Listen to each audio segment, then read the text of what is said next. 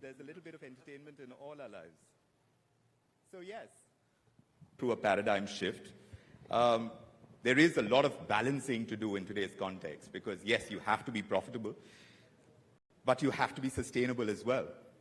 You have to be disruptive, but you have to ensure that disruption doesn't come at the cost of, well, there's social impact always at the heart of a lot of businesses, and we're seeing more of that come through.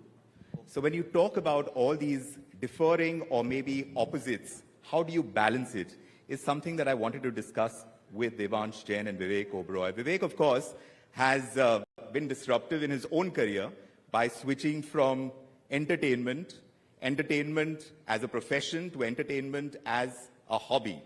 But how do you do that? How do you do that, Vivek, when you diversify as much as you have? Because I'm seeing the spread. It's finance, it's real estate, and it doesn't stop there. It's always a pleasure speaking with you, Vikram. I think the journey from being an actor in front of the camera to being a director or managing director in the boardroom is quite an interesting one. It does bring in a lot more responsibility. I had to probably study and learn and equip myself with knowledge and information more than I studied when I was in school or college, with the focus to being an actor. But that did pay results. I think what's interesting, the predominant difference is anything that you want to scale, how do you scale beyond a point? I was lucky enough to have the leverage of, celebrity, being able to create more reach, but I found that the variables in my industry, whether you want to scale it economically, whether you want to scale it in terms of volume or content, it's still very limiting. I mean, it's very difficult to mitigate the variables that are there.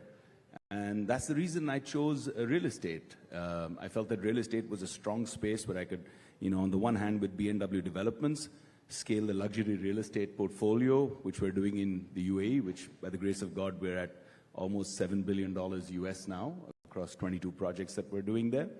So that scaled really well, 400 people working in the team. And then Nisus Finance came in with a great legacy of about 15, 16 years. Amit Goenka, a brilliant guy, doing phenomenally well in India. We partnered for the UAE market, raised $1 billion.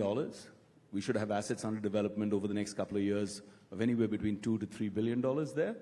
And there the idea was, how do you take assets that could be optimized below replacement value, right, and then rework those assets? How do you integrate technology to make it interesting? How do you create value that's exponential from there? And that's what we're seeing across the first 6 projects that we've acquired. We're seeing some phenomenal numbers. We're seeing anywhere between 24-25% IRR on dollar terms, all the way to 32-33% IRR on dollar terms. So I think that was very, very exciting in terms of how I could scale and create positive impact. We're also venturing into, for example, public housing. Yes. Right?